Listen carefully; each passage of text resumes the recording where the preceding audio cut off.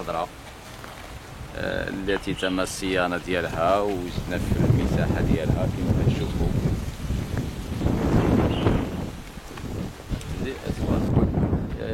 في نفس الفترة من العام الماضي أنا كله ما كانش فيه مناطق خضراء، كان غير مساحة خاوية خالية ودابا راه انضافت الى المساحه الخضراء ديال المستشفى. حنا زدنا تقريبا ما يعادل 2500 متر كاري ديال ليسباس فير.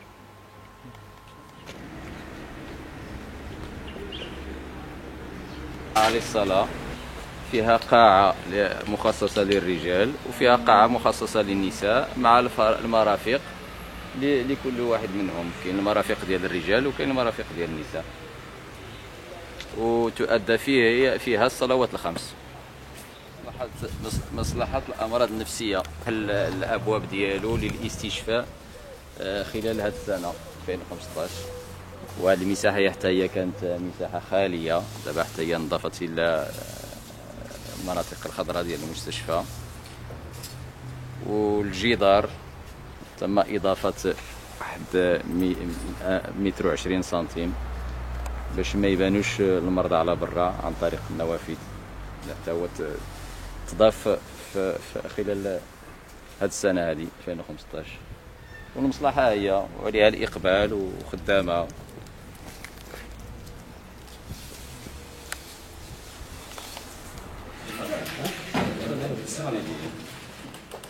السلام عليكم. بخير. الله يسلمك. الله يبارك فيك. هذه هي قاعة الاستقبال التجديد ديالها، لي بونكيت جداد كما غتشوفوا في المستشفى. جميع قاعات الاستقبال كلها فيها هاد لي بونكيت هادو اللي الجودة ديالهم أحسن من هادوك اللي كانوا قبل.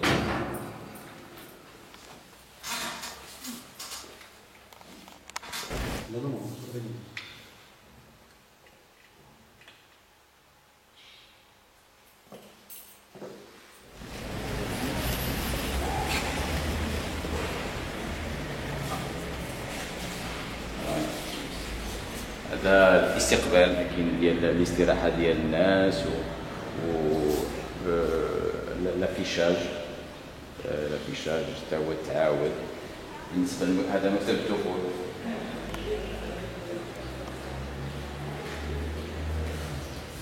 هذا مكتب الدخول اللي حتى هو بطريقه حضاريه. الناس كياخذوا الارقام ديالهم عبر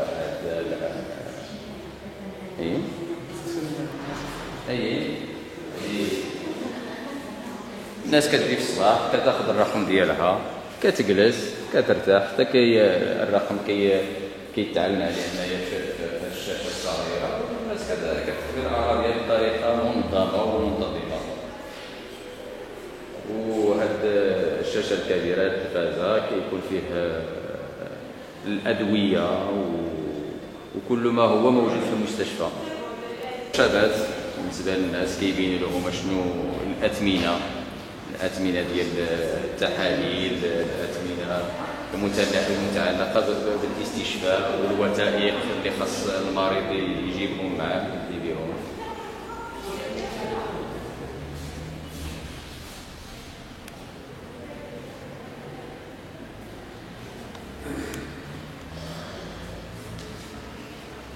هذا واحد الشباك حتى هو اللي ماشي فترة كبيرة باش ولا درناه باش تدبير ديال المواعيد بطريقة تكون شفافة، اللي كيجي الإنسان إلا بغى واحد التحليلة ولا الاستفادة من الخدمات ديال قسم الأشعة ولا طب العيون ولا مصلحة الأمراض النفسية كيجي لهنا وكياخذ المواعيد ديالو. هو هنايا باش كيبان لكل واحد ما له وما عليه. ميثاق المريض اللي فيه الحقوق ديال المريض والواجبات ديالو.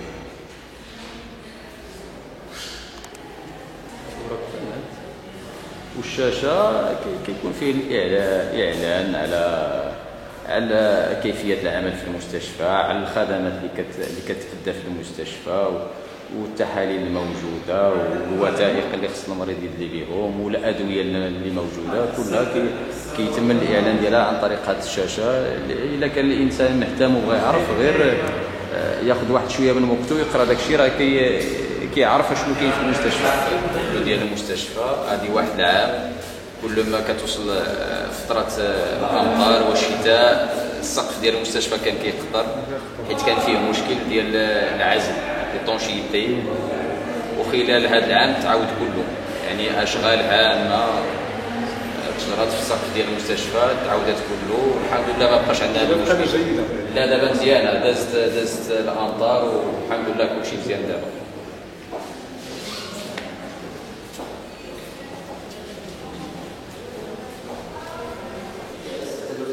مصلحة الفحص بالأشعة اللي هي مصلحة تعاودات وتجددات كما كيبان لكم، راه مصلحة جديدة وفي المستوى. هذه قاعة الانتظار بالنسبة للفحص بالأشعة. وهنا لداخل كاين الفحص بالصدى. هذا جهاز سكانر داخل مكان مكيف، والسكانير ده جودة عالية.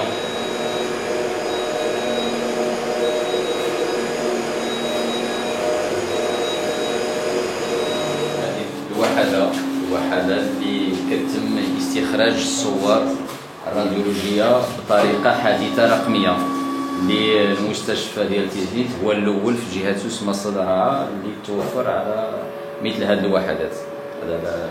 دابا مشاو للمستشفيات الاخرين في نفس النهج، وتيزنيت هو اول مستشفى كان عنده هذه الوحده.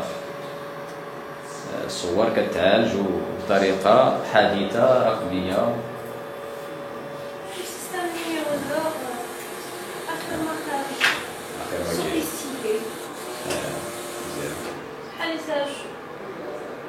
احسن ما كيف في النيميرولوجيا هو هاد لامارك حنا نبداو بها. مابقاش عندنا لا شومبر نوار، هنا لا كاليتي كتكون احسن، لا ريزوليسيون كتكون احسن، يعني حتى الغموض كتكون احسن، لا كاليتي ديال ليماج كتكون احسن، جودة احسن طبعا. شكرا. سميه جديده، وانا كندير رئيس قسم البيولوجيا والوحده الطبيه ديبارتمون ميديكو تكنيك، فيه 4 الاقسام ديال الراديو والمختبر وبنك الدم، وحيت مع واحد الاستراتيجيه في اطار المجال المدير الجديد درنا واحد هذا الديبارتمون قسمنا لوبيتال، ما بقاش لي سيرفيس ولا دابا الديبارتمون. وبالنسبه للمختبر كما شفتوا دابا الخدمات ولات بشهاده الجميع. خدمات في المختبر هنايا ولات كتلبي الطلبات ديال جميع الساكنه ديال الاقليم وديال الاقاليم المجاوره اولا. ثانيا في اطار هذا الضغط ديال الرميد ربما راه جميع المناطق كتشكى بهذا الضغط ديال الناس، ولكن حنا بحكم الخصوصيه ديال الاقليم انه مفرق من تافره وحتى للخصاص حتى لسميتو، توصلنا اننا ساتيسفيو حتى 90% ديال الشيء. كتكون حالات على خاطر ما كتجي معطله ولا شي حاجه، ولكن بلا رونديفو مختبر وكنقولها الوحيد في الجهه ولا في الوطن اللي مازال ما درناش، ما عمرنا درنا حنا المواعيد للناس، يعني كيجيو 90% حتى 99 كتقرا اللي هو قريب هنايا وصل مورا العشره نظرا للخصوصيه ديال التحليلات. ان الانسان بعدا خصو ما خصوش يصوم بزاف ديال السوايع باش حتى التحليل تكون مزيانه. داك الشيء علاش كنحسبوا ديك العشره، وتقريبا كنوصلوا حتى تقريبا بعض الاحيان كنوصلوا حتى ل 110 ديال الناس يوميا. وربما نعطيك الاحصائيات ان اللي هي سميتو انها تقريبا كنوصل حتى ل 5000 اكزامان في الشهر، حتى 5000 اكزامان في الشهر من بين الداخليين اللي هما انترن واكسترن.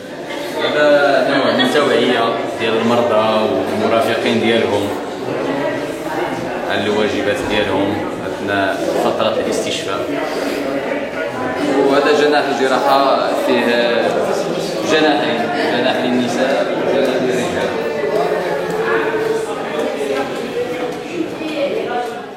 هذه قاعة الاستشفاء داخل قسم الجراحة، وكما قلت لكم هذه سابقا هذه القاعة كانت قاعة واحدة، وقمنا بعزل كل سرير وحده باش الانسان الا نعس بالليل ينعس مرتاح.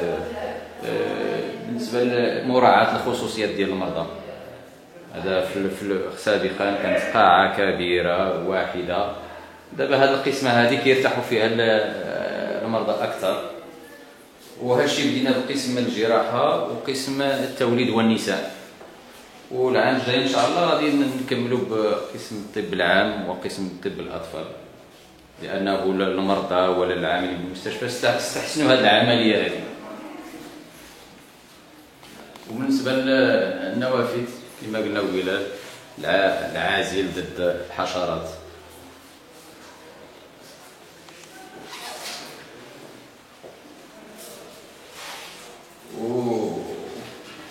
وهذه الماده PVC ماده صحيحه اللي طائنا نديروا هذا النوع ديال الماده اللي غتصبر اكبر مده ممكنه.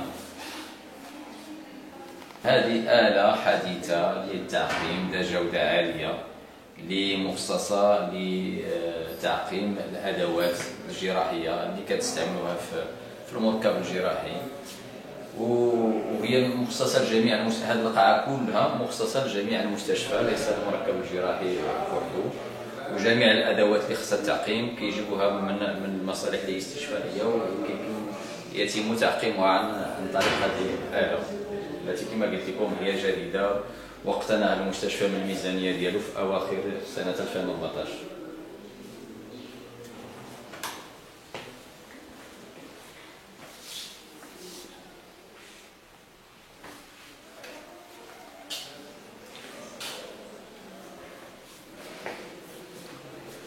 هذه مصلحة طب النساء والتوليد اللي حتى هو تم التجديد ديالو خلال اواخر عام 2014 وهذا العام 2015 اللي كما غادي تشوفوا راه تم التجديد ديالو.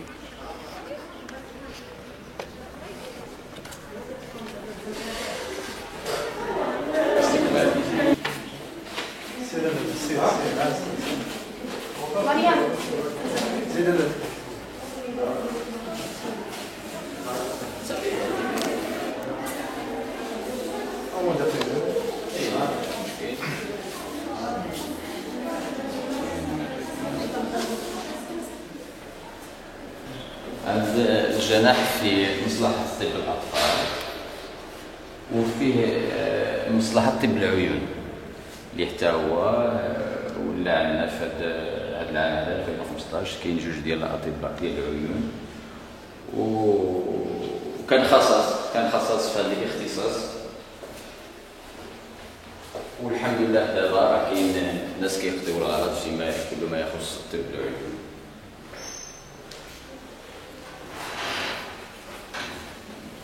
كاين مصلحة أشهر الأذن لا، هذا غير مكتب ديال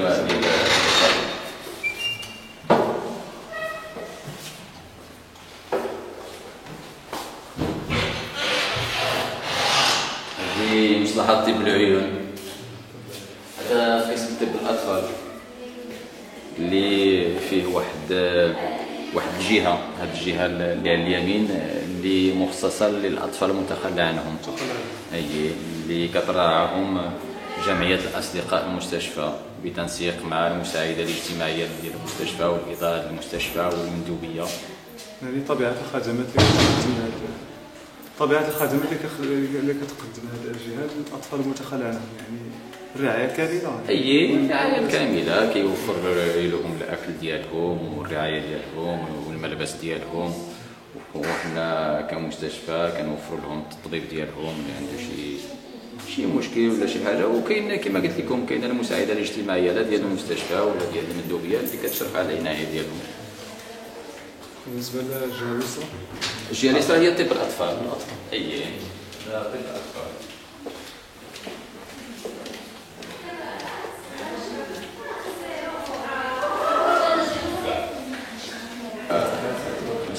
الوظيفه العامه هي فيها جناح للنساء وجناح للرجال، اللي حتى هي عليها الاقبال حيت كتوفر على العديد من التخصصات. هذا مركز تصفيه الدم اللي كياخذ تقريبا واحد 70 مريض اللي كياخذ، ومنذ خروج جمعية بني فهو على عاتق ديال إدارة المستشفى، على عاتق المستشفى. وللإشارة فقط كاين تقريبا 70 مريض وكلهم كيستافدوا من الحصص ديال التصفية مجانا، ما كاين حتى شي مريض اللي كيخلص هنا. وحتى التحاليل المتواجدة في المستشفى راه الناس كلهم ما كيخلصوا حتى حاجة، الليكيت حتى هما كيوفرهم المستشفى. يعني هاد الناس هادو كيستافدوا من المجانيه الكامله، لا في الحصه لا في الليكيد لا في التحليلات المتواجده في المستشفى.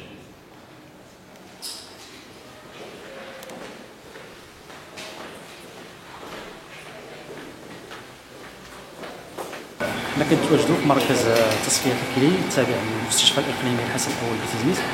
هذا المركز اللي فتح الابواب ديالو امام المرضى الاستفاده منذ سنه 2000. المركز الان اصبح تابع 100% للمستشفى الاقليمي بعد ما كانت هناك شراكه مع جمعيه سابقه، وتستافدوا واحد العديد ديال المرضى تابعين لاقليم تيزميت وحتى من خارج اقليم تيزميت، خاصه المستضيفين المرضى الجديد اللي مازال ما تحقوش بالاقليم. يستافدوا من تقريبا 70 الى 75 مريض على حسب العدد الحالات الاستعجاليه كتكون عندنا. كيكون عندنا واحد العدد الحالات اللي هي ماشي بروغرامي غير مبرمجه، وتستافد من الحصص انها كتكون في حاله خطيره تقريبا كنوصلوا حتى ل 6 صباح، بعض المرات 10 الحالات اضافيه في الشهر. اغلب المرضى نقدر نقول حتى 70 حتى 80% من المرضى الموجودين في المركز هم مرضى اللي كيستافدوا من النظام الرميد، نظام المساعده الطبيه، يعني ما كيدفعوا اي ثمن، يستافدوا من الحصص مجانا بما فيها الادويه الغاليه والهرمونات الغاليه اللي كيستافدوا منها باش والادويه الاخرى اللي كيوفرها المستشفى الاقليمي ووزاره الصحه. المرضى الاخرين هم اللي عندهم بعض التغطيه الصحيه بحال الكنوكس او بحال السينيسيس. بعض الاكراهات اللي كيعاني منها المركز هو ان المركز خاصو لا بد الدعم من حيث تجديد الاسطول ديال يعني الجينيراتور ديال هاد الجينيراتور اللي كتشوفهم ديال الدياليز ديال الالات لابد من تجديدها. وايضا هناك بعض الاكراهات ديال العنصر البشري اللي مازال خاص ندعموه باش يستجيبوا كل الانتظارات اللي كيتسناوها المرضى، خاصه يعني نكونوا المرضى الموجودين في لائحه الانتظار من الاستفاده من خدمات هذا المركز. على العموم هو مركز يعني الامور تسير على احسن ما يرام الحمد لله، يعني سواء من الطاقم الطبي والتمريضي كيديروا واحد المجهود كبير باش يقدموا الخدمات لهذ المرضى اللي كما قلت هما من تيزميت او خارج اقليم تيزميت. نتمنوا ان شاء الله ان الامور تصير اكثر من حسن الى احسن ان شاء الله، وشكرا. والطاقه الاستيعابيه ديال الطاقه الاستيعابيه قلنا على حسب الان الموجود، الطاقه الاستيعابيه تقريبا اقصى طاقه استيعابيه ديالها تقريبا 75 مريض على حسب يعني العدد الالات الموجوده الان، وايضا على حسب الامكانيات البشريه الموجوده. ولكن الى يعني كان هناك تزويد للمركز بآلات جديده يمكن هذه الطاقه تزيد اكثر، لانه يمكن نحتوي جميع الحالات ديال حالات الانتظار الموجوده في الانتظار، خاصه هنا كنعرفوا هذا المركز راه كاين مازال واحد القاعه الاعلى لم يتم تجهيزها بعد. اذا ما تم تجهيزها فيمكن لنا بدعم ايضا المركز بعناصر خاصه التمريضيه يمكننا ان نزيد من طاقه المركز يعني تستوعب جميع المرضى الموجودين في لائحه الانتظار. شكرا. اكراهات او مشاكل يعني تعترضكم هنا؟ كاين اكراهات ولا شيء؟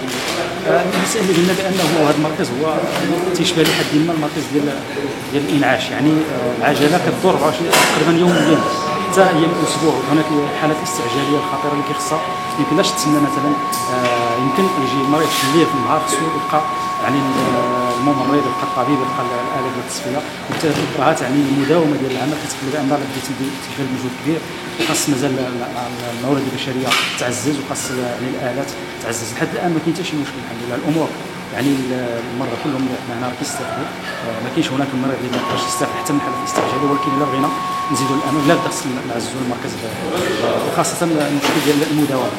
يعني مثلا الا جات حالات استعجاليه في الليل او في النهار لا بد خصها تبقى الطاقم الطبي وتلقى الامكانيات باش تجوز. هذه المساله باقا يعني في طور يعني نتمنوا ان شاء الله تحسن مستقبلا. فيما يخص المرضى يعني الموجودين وحتى في الاستعجاليه فهما يعني تيتلقاو الحصص ديالهم بصفه منتظمه وما كاين حتى شي مشكل. بسم الله الرحمن الرحيم.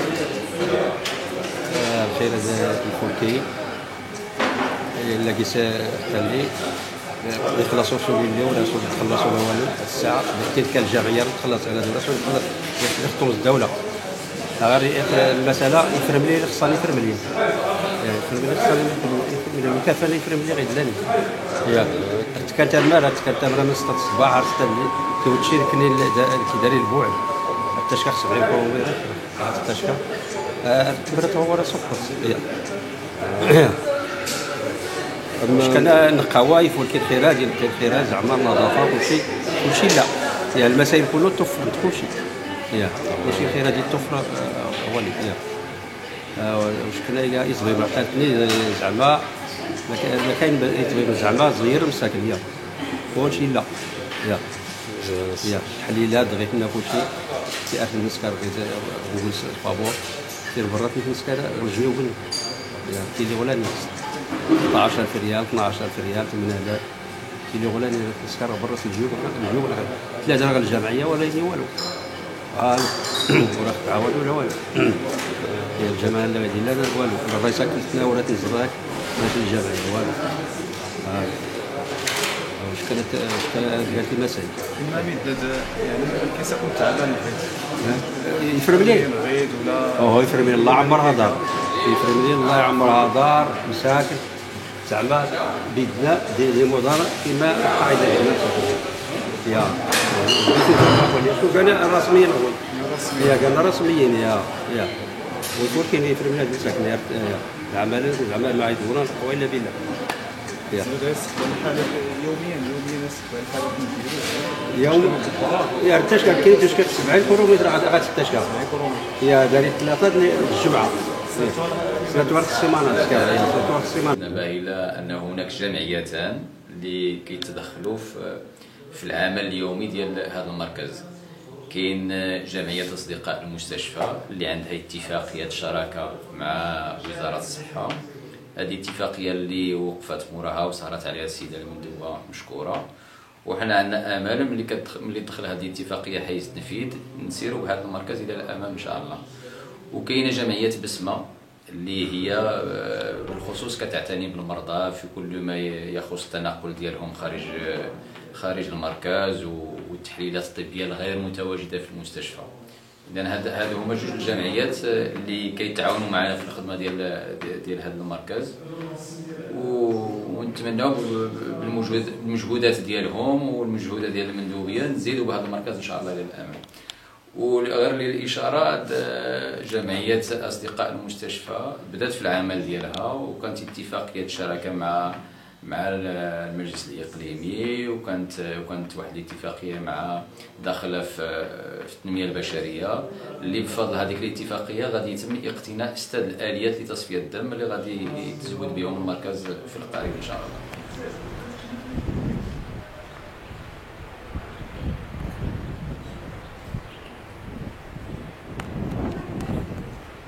أكيد مسؤول على مقدم اللي تيزنيت وقدام واحد القسم اللي بدا العمل في سنه 2003 هو تابع للمندوبيه ديال وزاره الصحه في تيزنيت والمستشفى الاقليمي، ونفس الوقت تابع للمركز الجهوي لتحقق التنميه الكثير والمركز الوطني في الرباط. المركز كيتكون من هذه القاعه ديال الكونسلطاسيون، اي متبرع بدا كيدوز من القاعه كيكون كونسلطاسيون ميديكال، كتشوف الكونتراديكاسيون واش يقدر ما يتغير، واش كاين شي مانع من التبرع، واش التاريخ ديال الصحه ديالته وهذا. الا كان كلشي مزيان حنا ندوزو للقاعه ديال اخر العينات ديال الدم، كنشوفو فيها 3 ديفان صافي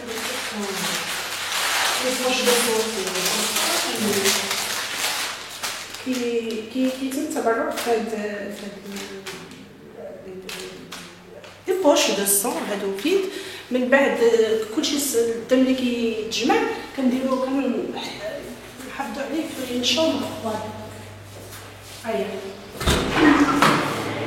حتى هنا فين كيكون الستوك ديال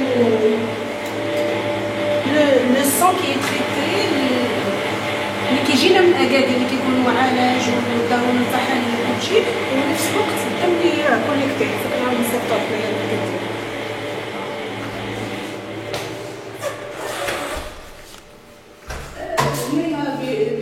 خدنا لابوغاتوار فين كيدهنوا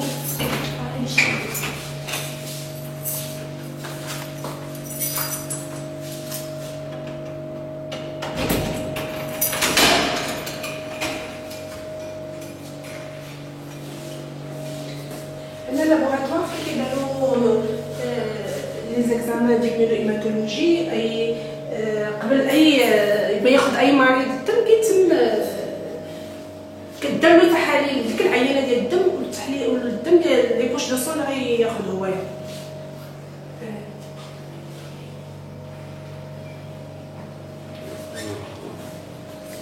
هادو الاخرين اللي جات لكم دي كونجيلاتور حيت البلاسما يفو كي سوا كونسيرفي بحال هكذا في الكونجيلاتور كتقدر تحافظ عليه حتى المده ديال السنه، ماشي بحال لي بوش دو سون هذوك 40 جور. هذا نوتر بيرو ديال الميدسان داخل الكوزين في الجراج.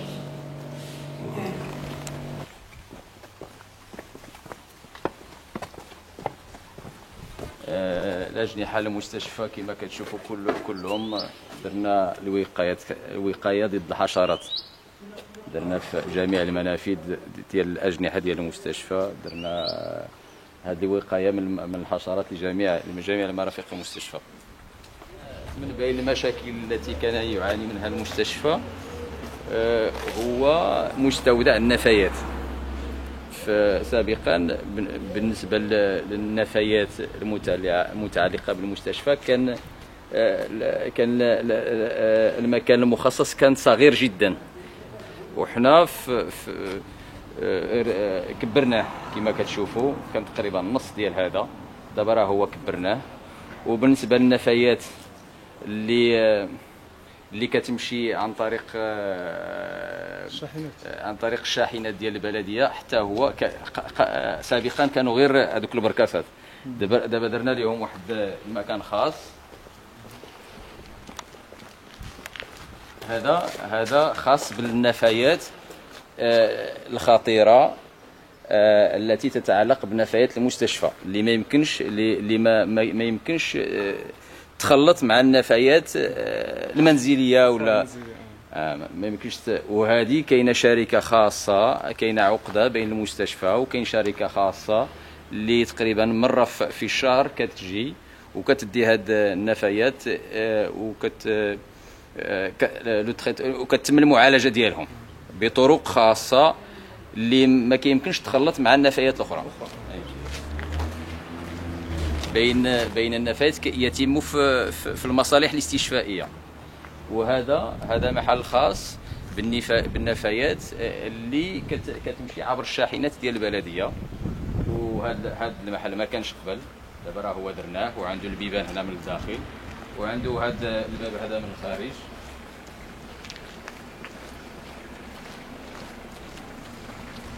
من الخارج اللي غادي يمكن الشاحنات ديال البلديه تاخذ النفايات ديال المستشفى بدون ما تدخل المستشفى. بالنسبه لتفريغ المحتوى ديال النفايات، كاين شي بلاصه خاصه؟ النفايات كاين جوج. لا دابا كاين جوج ديال النوع ديال النفايات. كاين النفايات اللي كتشبه النفايات المنزليه اللي ما فيها حتى شي خطوره، هذه كتديهم الشاحنات ديال البلديه، وهذا المستودع خاص ديالهم. اما النفايات اللي الطبيه اللي يجب معالجتها بطريقه خاصه، احنا عندنا عقده مع شركه خاصه. اي مع شركه خاصه، المستشفى عنده عقده مع شركه.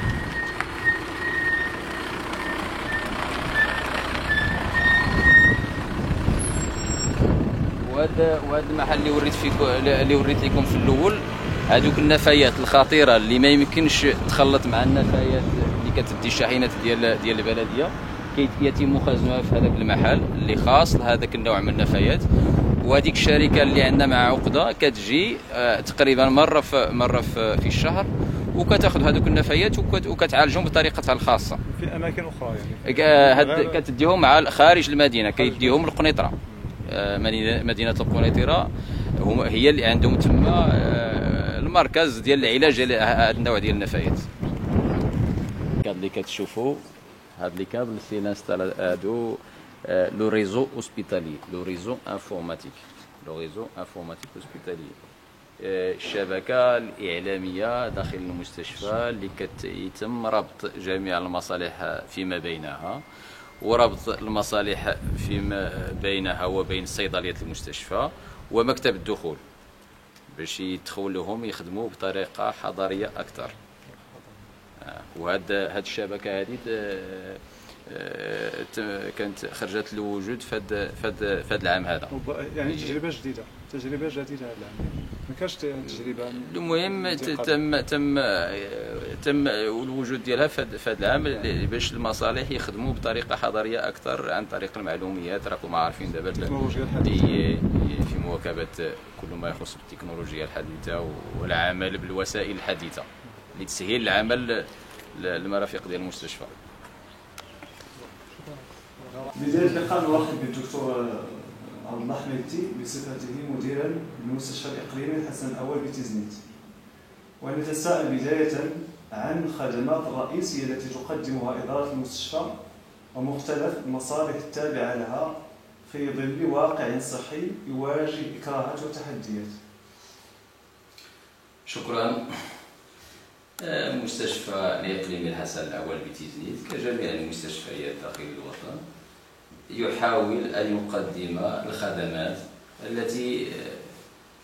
التي هي سبب وجودها، هي الخدمات الصحية للمواطنين، التمريض، العلاجات، الفحوصات، كيحاول يلبي الرغبات ديال المرضى والمواطنين في كل ما يخص الاستشفاء، التطبيب والفحوصات. والإكراهات راه كاين إكراهات، ولكن احنا بفضل المجهودات المتضافرة ديال جميع المتداخلين في القطاع الصحي، أطباء، ممرضين، أعوان، إدارة، مندوبية، مديرية جهوية، بفضل المجهودات ديال هاد جميع المتداخلين احنا الحمد لله نواكب الطلبات ديال المواطنين ديال المرضى، وكنحاولوا نستجيبوا للطلبات ديالهم. ما هي أهم الصعوبات التي تعترض بعض مرافق المستشفى، مثلا قسم المستعجلات وقسم الولادة؟ على العموم بشكل عام الصعوبات التي يعاني منها المستشفى ينقسم إلى شطرين. كاين الصعوبات المتعلقة بالنقص في الموارد البشرية خصوصا فئة الممرضين وبعض التخصصات الطبية، وكاين الشطر الثاني متعلق بالآليات اللي كما كتعرفوا دابا الطب والتطبيب متعلق بشكل كبير بالآليات اللي ما يمكنش الطبيب يخدم بدونهم، وهذه الآليات غالية ثمنها باهظ وصيانتها حتى هي باهظة. وكما كتعرفوا جاو تخصصات جديدة للمستشفى اللي ما كانوش فيها قبل، وهذا الشيء كله كيتطلب واحد الآليات اللي خص يتوفر لواحد العدد ديال التخصصات. بشكل عام هادو هما الصعوبات اللي كاينين، الآليات والموارد البشرية. طرقت لقسم المستعجلات وقسم طب النساء. بالنسبة لقسم المستعجلات، قسم المستعجلات التركيبة ديالو لم تعد تستجيب للخدمات اللي كيلبيها، ولكن من حسن الحظ كاين مشروع ديال توسعة ديال الجناح في إطار شراكة بين المجلس الإقليمي، مجموعة أكوا والمندوبية الإقليمية للصحة. السيدة المندوبة سهرت على هذا المشروع، وغادي يتم توسعة ديال هذا القسم هذا في القريب العاجل إن شاء الله، وهذه التوسعة غادي تعطي واحد نفس آخر لهذا المرفق. والموارد البشرية عندنا النقص في الأطباء كاين وفي الممرضين كما قلت لكم في الأول. بالنسبة لقسم الولادة حتى هو كاين نقص بالنسبة للممرضات المتخصصات في التوليد، وكاين نقص بالنسبة للأطباء متخصصين في طب النساء والتوليد، ولكن لحسن الحظ الناس اللي كاينين وخدامين كيبذلوا المجهود باش تكون استمراريه ديال الخدمات. واخا كاين هذا النقص، الناس اللي كاينين دابا الله يجازيهم بخير لحد الساعه كاين استمراريه الخدمات. سؤال اخر، يعني سمعنا على ان جهاز سكانير او جهاز الفحص بالاشعه داخل المستشفى الاقليمي خارج الخدمه، مع علم ان الوزاره الوصيه اقدمت قبل سنه تقريبا على تعيين 32 تقني 32 تقني موزعين على بعض المستشفيات منها مستشفى سيدي إثنين، من دون ان يحضر المستشفى الاقليمي بتزنيت من اي تقني وهو في امس الحاجه اليه. يعني السؤال المطروح، ما هو المستجد بخصوص هذا الموضوع؟ بالنسبه للجهاز سكادير، جهاز سكادير من اول سنه هو خدام. دابا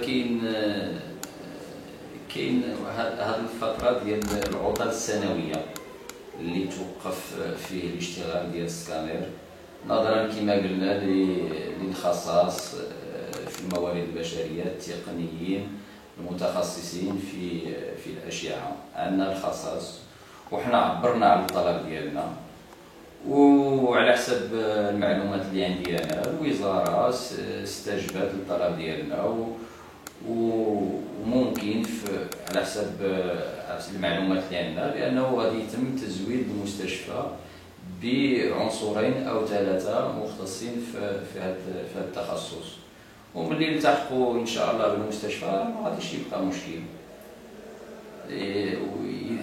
والمشكل ديال السكانير متعلق بالموارد البشريه، بالخصائص في الموارد البشريه وبالخصوص في الممرضين التقنيين في هذا الاختصاص. اذا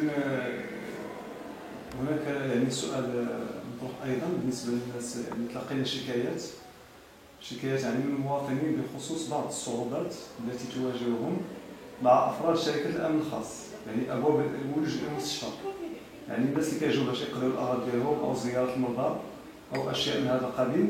ماذا يمكن ان تقول بالنسبه لهذا الجانب، يعني جانب الناس ديال شركه الامن الخاص اللي الناس صراحه كيلقاو يعني صعوبات جلمه لقضاء اغراض او زياره مرضى؟ احنا صراحه كان مشكل في الاول، دابا ما بقاش المشكل في الاول لانه ما كانش ضبط هاد المواعيد ديال الزيارات في الاول، ولكن الناس اللي خدامين داخل المصالح طلبوا منا ماشي مره ماشي جوج تطبيق القانون في هذا المجال حفاظا على الراحه ديال المرضى، لانه كما كتعرفوا الخدمه ديال لا الطبيب ولا الممرض خاصها تكون في اجواء اللي صالحه لهذه الخدمه، والقانون اللي وضعته وزاره الصحه ما وضعته الا ليطبق. ونظرا لهذه الطلبات اللي جاتنا من داخل المصالح راينا بانه وصل الوقت بان المستشفى ديال تيزنيت كباقي المستشفيات ينخرط في تطبيق القوانين الوزاريه، والناس تقبلته الا واحد الفئه قليله اللي ربما ما استوعبتش هذا التغيير، وهذا كاين واحد شويه ديال عدم قبول هاد الامور هذه في الاول، ولكن الحمد لله مع مرور الوقت الناس تفهموا وعرفوا بلي راه هادشي مسائل قانونيه، امور قانونيه اللي وضعتها وزاره الصحه وما وضعتها غير لمصلحه المريض، وحنا كلنا في خدمه مصلحه المريض. هناك سؤال اخر يطرح بخصوص تنظيم حملات او قوافل طبيه لمختلف الجماعات، يعني الجماعات التابعه لاقليم تزنيت وحتى لبعض مستوصفات المدينه، يعني واش كاين دور للمستشفى الاقليمي في هذا الجانب؟ يعني دور تنظيم الحملات الطبيه. حنا مرارا وتكرارا نظمت حملات داخل المستشفى، وانتم راكم عارفين نظمت حمله ديال طب العيون اللي استفد منها 360 شخص من العمليه ديال الجلاله، وهذه واحد شهرين كانت حمله ديال جراحات التجميل بالنسبه للاطفال. حنا كلما كان هناك جمعيه او منظمه تقدمت بطلبها اما للمستشفى والمندوبيه والوزاره بان تقوم بحمله طبيه في المستشفى ديالنا، حنا كنستجيبوا ايجابيا ونساهم وننخرط. وحتى ملي جبتوا هذا الموضوع هذا من دابا هذه واحد 2 الاسابيع غادي تكون واحد الحمله فيها يومين لفائده التخصص في المسالك البوليه. اذا كما قلت لكم المستشفى ملي كتكون هذه الحملات راه كتكون المستشفى كيستجيب وكينخرط وكيساهم وكيعاون لانجاح هذه الحملات الطبيه. اما الحملات اللي كتجرى داخل الاقليم على صعيد المستشفى، على صعيد المستوصفات او على صعيد الجامعات، هذا من يشرف على بالدرجه الاولى جمعيه اطباء اقليم تيزنيت. وكل ما كانت هناك حمله حنا نساهم وننخرط ونساعد. شكرا دكتور. هناك سؤال اخر يعني يخص قسم الجراحه. يعني هناك مواطنين يتساءلون يعني واش هناك تخصصات او حالات يعني تكون المستشفى في حاجه يعني كان خصاص بالنسبه للتخصصات سواء جراحون او اطباء يعني يلزم تواجدهم لسد هذا الخصاص. يعني واش السؤال بالنسبه للجراحه بعض التخصصات يعني او بعض الحالات بالنسبه لهذا القسم واش فيها خصص يعني خصص من اطباء او جراحون يعني يلزم تواجدهم لسد هذا الخصاص. الخصاص بصفه عامه كاين في مختلف التخصصات، ولكن بصفه حاده وخاصه كاين في الجراحه العامه اللي حنا فيها غير 2، انا والدكتوره الخياطي، وبحده اكثر في طب النساء والتوليد اللي كتعرفوا قسم يشتغل 24 ساعه على 24 ساعه، وعندنا غير 2 الاطباء، وكيتوافد على هذا المستشفى ماشي غير الناس داخل الاقليم ولكن حتى الناس خارج الاقليم الاقاليم المجاوره. والخصص في التخصصات الجراحيه بالدرجه الاولى قسم طب النساء والتوليد، والدرجه الثانيه قسم الجراحه، لانه الضغط على قسم طب النساء والتوليد اكثر. يعني الحوار معكم دكتور حوار شيق، ولكن طبيعه كل البرامج وطبيعه الحوارات لكل بدايه نهايه. يعني عموما نريد سؤال اخير دكتور عبد الله حميدتي مدير المستشفى الاقليمي حسن أول بتيزنيت، ماذا يمكن في خلاصه ان تقول لنا عن واقع صحي بمدينه تيزنيت، المدينه والاقليم في خلاصه الخدمات المقدمه من طرف المستشفى هو نتيجه عمل فريق اللي فيه الاداريون وفيه الأطباء والممرضون والأعوان والتقنيين، والإحصائيات اللي عندنا تدل على أن المستشفى يقدم خدمات في المستوى كما وكيفا، وهذا الشيء كله تحت إشراف المندوبية ديال وزارة الصحة في الشخص السيدة المندوبة، وتحت إشراف المديرية الجهوية تحت إشراف السيد المدير الجهوي الجديد الذي أعطى نفس جديد للخدمة داخل الجهة وداخل الإقليم بصفة خاصة. والخصص كاين، الخدمة كاينة، المجهود كاين والخصص كاين، وحنا كنديروا المجهود باش نمشيو من حسن إلى أحسن.